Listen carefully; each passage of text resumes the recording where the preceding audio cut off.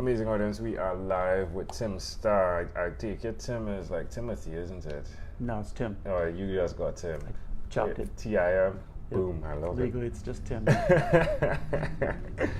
Well, Tim, it's a great pleasure to connect with you. You gave me stuff here, right? And the name of it, interestingly, is Where's My Stuff?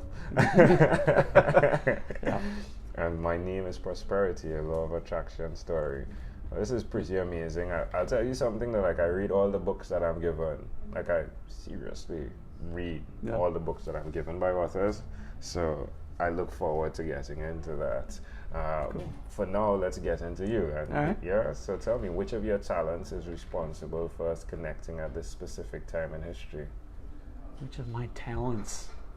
That's a good question. I'm going to lean towards not so much a talent, but and it's something I've been talking about a lot lately. Is less than a year ago, I stepped outside of my comfort zone, about that far, and my world changed, and ended up into doing a podcast and meeting just a bunch of amazing people, and through that, this person knows this person, that one, and then you connect to this, and here we are. Yeah. So 6 degrees of separation. Yeah. So what would you put that as? Like, is it, I mean, you stepping out seems as though it's not something that you would have naturally done, right? Right. So what really happened there then? I'm an introvert, and I'm happy, if I go to an event, I'm happy to sit in the back and just observe and absorb the stuff, Sure. I don't have any need to be the center of attention or be up on stage or anything. So I was on a mailing list for a guy, Steve Olsher, he was putting on the New Media Summit, and he was offering a handful of free tickets, and you had to email back, why should you be one? And there was a link to the webpage that promoted it, and I went and looked, and there was a list of who is this for, and I said, okay, yeah, I can check off at least 3 or 4 of the 5, Yeah. And so I emailed him, and a couple hours later I got an email back that said, thank you for your application, whatever. I don't think you're right for this. Ooh. And so my first reaction was, okay, well, I tried. He said no, that's that. Yeah. And then something in the back of my head spoke up and said, well, wait a minute, didn't you think you were right? Didn't you think you were a fit for this? And so I went back to the web page and I looked. I was like, yeah, this is me. So now I'm pissed. And I went back, I wrote him another email. And I said, according to your web page, ... And I detailed this time, Line by why line. I was a fit for, and 47 minutes later, I got an email back. I'd love to have you, Yeah. So it was just doing that put me there. And then from there, I, first reaction was, cool, I get to go. Right behind that was, oh crap, now I have to show up, and so I had to physically go, which is something I could have easily just talked myself out of. And then I realized that I needed to show up in a bigger way, and just be more participatory than I normally might have been. And so all I really did was just be a little more likely to stick my hand out and say hello and introduce myself. That was it. That's all I did outside of my norm. Sure. And so because of that, I met just a ton of amazing people, and some of them are friends now, and some have amazing contacts and have sent some in my direction, and so I'm living a different life now because I sent a second email. Yeah. So it's pretty amazing stuff.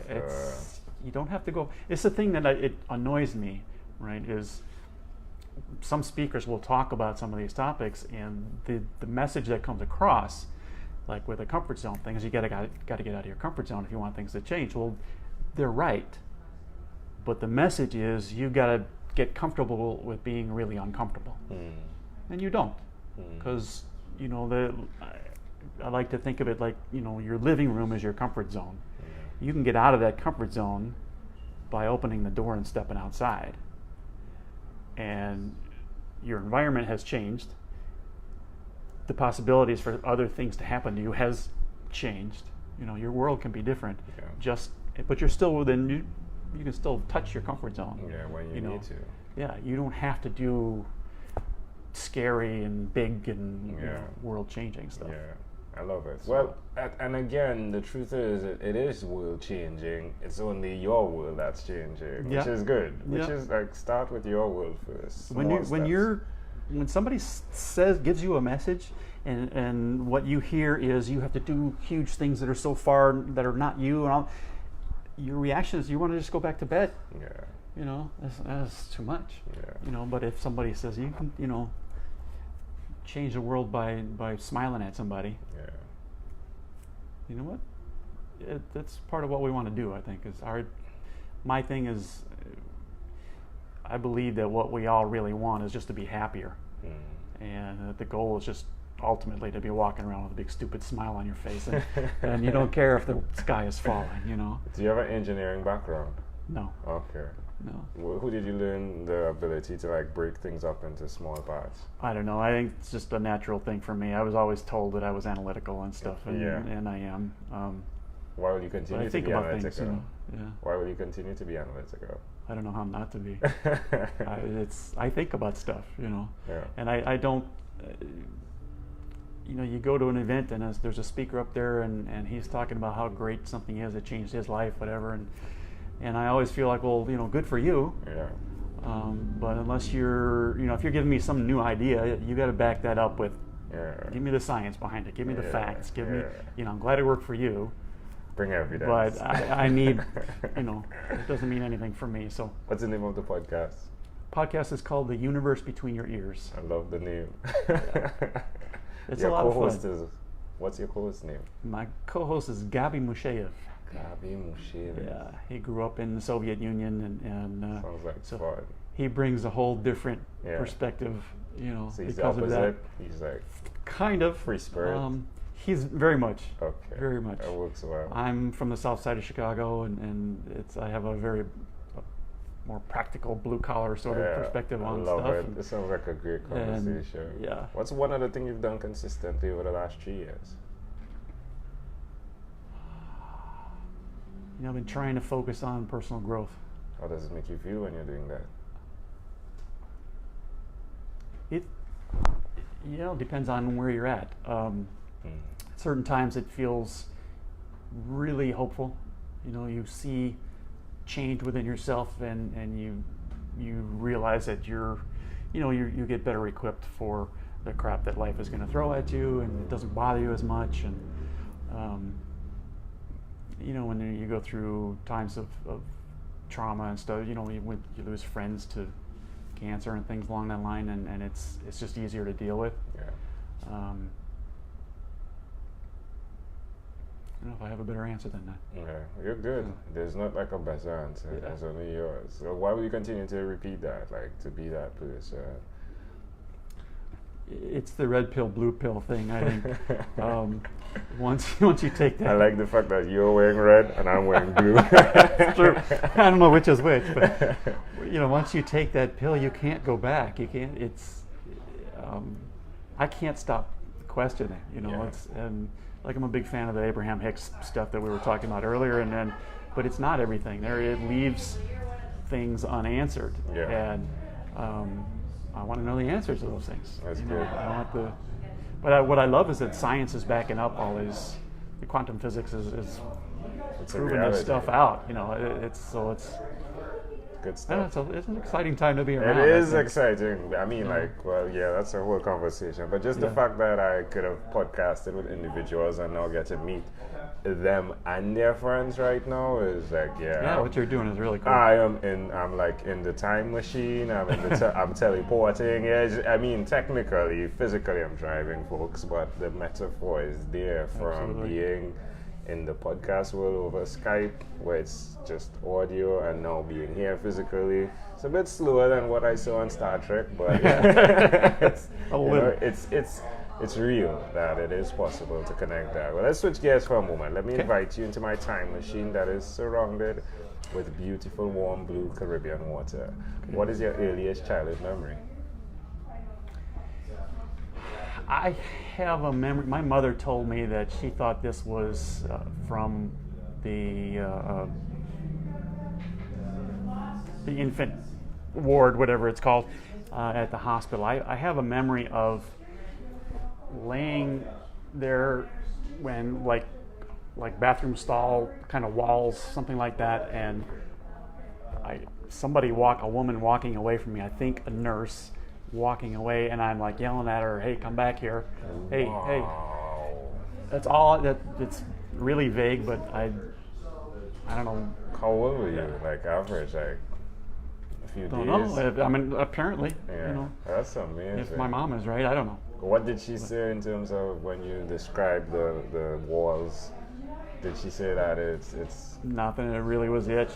That was the thought that came to her mind, and seems reasonable to me. I don't know. wow? So I'm not. Why do you think that memory is so clear? Because it was strong, I guess. Mm. There's that whole. Well, we don't have time to get into the whole thing, but there's this idea that when you're born, you're not aware that there's separation between you and your mother primarily, and but if this experience is true, I was pretty aware pretty fast. Yeah, which is super cool. Yeah. I'm very fascinated by memories, and those that I've heard. Yeah, I've heard memories where individuals are in their parents' womb, and then their mother confirms when they say the thing that was being said, and like, oh, do you know that? Yeah. It's been amazing the memories I've heard. Yeah. How do you see that memory connecting to who you are today?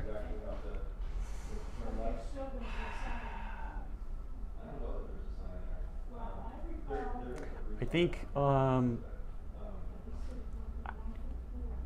that's another good question. I'd have to think about that for a while, but part of it is I'm really a very independent person. I love being connected. I'm married for a long time, and all of that is valuable. But if I was kidnapped and dropped alone someplace, I'd be all right. Out, yeah. So I love maybe. That. I love that. Yeah. Can I offer an interpretation to the thought picture you created in my mind? Just the imagery of being trapped within walls and understanding the power of your voice. So like with the email, it was like you could have stopped, you could have just laid there, but what you did is you exercised the power of your voice. In the particular time, it was writing the email, but you did exercise the power of your voice and calling to you what you believe should be yours. I like that. Yeah. If we fast forward to when you were 12 years old, what was your favorite song? Man, I don't know. The first album that I ever bought, which was probably right around that time, was Roger Miller. All right. It was the greatest hits album. What song sticks out? Oh God, there were so many on that. It's Dang Me. Yeah. I am so fascinated by King of the Road, the names of these songs connect in the conversation. I'm not sure if it's me connecting it, but I could see you in that cubicle screaming, saying, "Dang me." Dang you, come back here. Where's my juice? We've arrived at our destination, but before we get off of this time machine, there's a small declaration form, so it's yes or no. We'll move pretty quickly here. Are you ready? Sure. Tim, have you chosen someone to pass on your skills to? No. Are you married? Yes. Do you have children? Yes. Do you believe in God? Not as it's typically defined, no. Do you have an inner circle of friends? Yes. Do you watch TV for more than 3 hours a day? I don't have TV service. All right. What about screen time? The phone and or the computer, is it more than 8 or less than 8 hours a day? Computer, very often more than 8. If you had to share with us your own unique real statement, a statement that represents Tim C. Star, what would you say that is? I'm going to steal it from Wayne Dyer, basically. Life is about as, well, I guess it's not from Wayne Dyer. I'll use life is about as beautiful or as ugly as we want it to be. Love it. Tim, this was a great pleasure. Before you leave, is there anything else you'd like to share with our amazing audience? Can I promote myself? You should. Yeah, just checking. It's your show. Yeah, if you're interested in connecting with me, just go to timcstar.com. Yeah. Stars with one R. The universe between your ears. Yeah, you can get links to that from that page. Love it. Tim Starr, thank you for being on What Is Inspired by 12-Minute Convos with Angel Jones. Thank you. Did you have fun? Yeah, of course I did. Shake and then boom.